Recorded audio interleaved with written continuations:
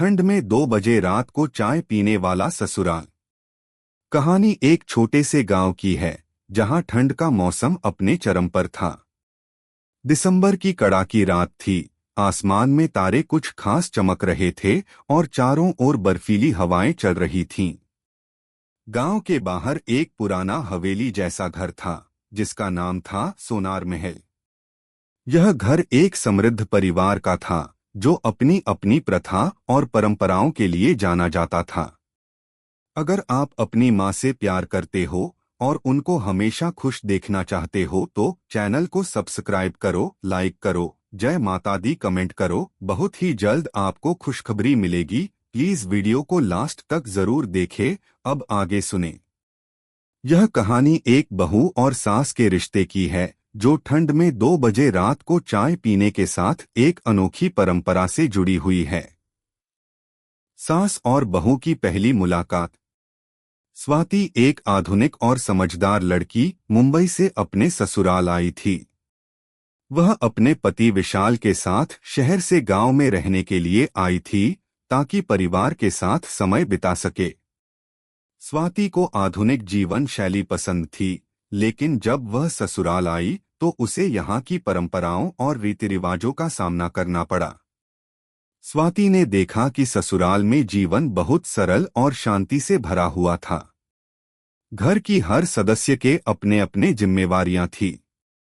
लेकिन सबसे अजीब बात थी, रात के 2 बजे सास श्रीमती राधा देवी चाय बनवाती थीं। यह एक पुरानी परंपरा थी जो घर के हर सदस्य को चाय पीने के लिए एक साथ बैठाती थी।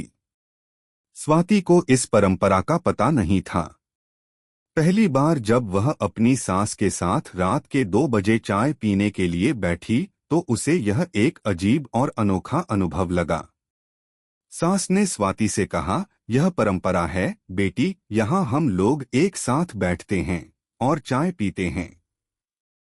इसे हम रात का चाय का समय कहते हैं। स्वाति को यह समझ में आ गया कि यह परंपरा केवल चाय पीने तक सीमित नहीं थी, बल्कि इसमें परिवार के रिश्तों को मजबूत करने का एक तरीका था। राधा देवी की कहानी। स्वाति को एक दिन राधा देवी ने अपनी जिंदगी के बारे में बताया। वह एक समझदार और आत्मनिर्भर महिला थीं, जिन्होंने जीवन में कई मुश्किलें झेली थीं। राधा देवी ने बताया कि कैसे उन्होंने अपने जीवन के पहले सालों में सास, ससुर और बच्चों के साथ मिलकर संघर्ष किया। उन्होंने यह भी कहा कि यह चाय की परंपरा उनके घर के रिश्तों को मजबूत बनाए रखने के लिए शुरू की थी। जब हम लोग युवा थे तब परिवार के बीच हमेशा कुछ न कुछ तनाव रहता था, राधा देवी ने कहा, लेकिन जब मैंने यह चाय की परंपरा शुरू की तो मुझे महसूस हुआ कि इस चाय के साथ हमें एक दूसरे को समझने का मौका मिलता है और इसी के चलते हम एक दूसरे से ज्यादा जुड़ते हैं। स्वाति को यह सुनकर समझ में आया कि यह परंपरा केवल एक चाय पीने का वक्त नहीं था, बल्कि यह एक ऐसा समय था जब परिवार एक साथ बैठकर अपने विचार साझा करते थे और एक दूसरे के साथ समय बिताते थे। स्वाति का बदलता दृष्टिकोण। कुछ हफ्तों बाद स्वाति को इस परंपरा में अपने सास-ससुर, पति और परिवार के अन्य सदस्यों के साथ बैठकर चाय पीना अच्छा लगने लगा। वह देखती थी कि रात के इस समय में सभी लोग एक साथ होते थे और हर कोई एक दूसरे से जुड़े रहते थे। वह समझने लगी कि यह चाय सिर्फ एक पेय पदार्थ नहीं, बल्कि यह उनके रिश्तों को और भी मजबूत बनाती थी। स्वाति का यह अनुभव बदलने लगा। उसने अपनी सास से और अधिक बात करना शुरू किया। वह अपनी सास के साथ बैठकर उनकी जीवन यात्रा सुनने लगी और धीरे धीरे वह उनकी समस्याओं और संघर्षों को समझने लगी। राधा देवी ने भी स्वाति को अपनी बहू की तरह अपनाया और उसे अपने अनुभवों से प्रेरित किया। एक रात जब स्वाति और राधा देवी चाय पीने के लिए बैठे थे, स्वाति ने कहा, माँ, आपने मुझे यह चाय की परंपरा सिखाई और मुझे लगता है कि इससे हमारे रिश्ते और भी मजबूत हुए हैं। राधा देवी हंसते हुए बोली, बिल्कुल बेटी। इस चाय की एक कप में हमारे रिश्तों का जादू छिपा है। यह केवल चाय नहीं है, बल्कि यह समय है जब हम अपनी सारी चिंताओं और परेशानियों को एक तरफ रखकर एक दूसरे से जुड़ते हैं। ससुराल की सच्चाई। स्वाति ने सास से बहुत कुछ सीखा, लेकिन एक दिन उसे एक ऐसी बात पता चली जो उसकी सोच को पूरी तरह बदल दी। एक रात जब वह अपने कमरे में थी, उसे राधा देवी और उसके पति विशाल के बीच कोई बात करते हुए सुना। यह कुछ अलग था और स्वाति ने महसूस किया कि उसकी सास और पति के बीच कुछ छिपा था। स्वाति ने धीरे धीरे राधा देवी से इस बारे में बात की।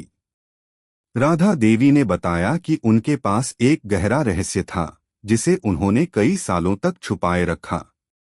उन्होंने कहा कि स्वाति को भी किसी दिन अपनी यात्रा पूरी करनी होगी और उसे अपनी पहचान खुद बनानी होगी। जो कुछ भी हमारे रिश्ते में है वो तुम्हें भी सीखना होगा, राधा देवी ने कहा। यह परंपरा केवल चाय तक सीमित नहीं है, यह हर एक रिश्ते की जड़ है। और तुम इसे समझ सको तभी तुम अपने रास्ते पर चल सकोगी।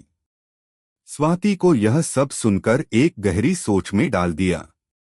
उसने तय किया कि वह अपनी सास की सलाह को दिल से अपनाएगी और अपने रिश्तों को और भी मजबूत बनाएगी।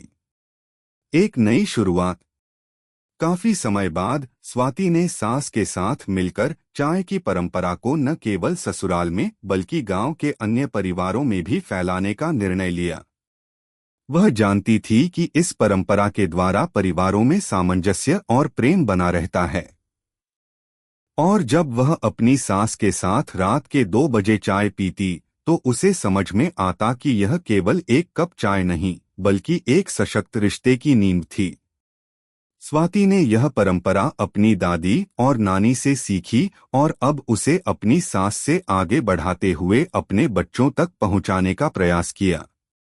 कैसी लगी आपको कहानी? प्लीज कमेंट करो, लाइक करो, सब्सक्राइब करो। धन्यवाद।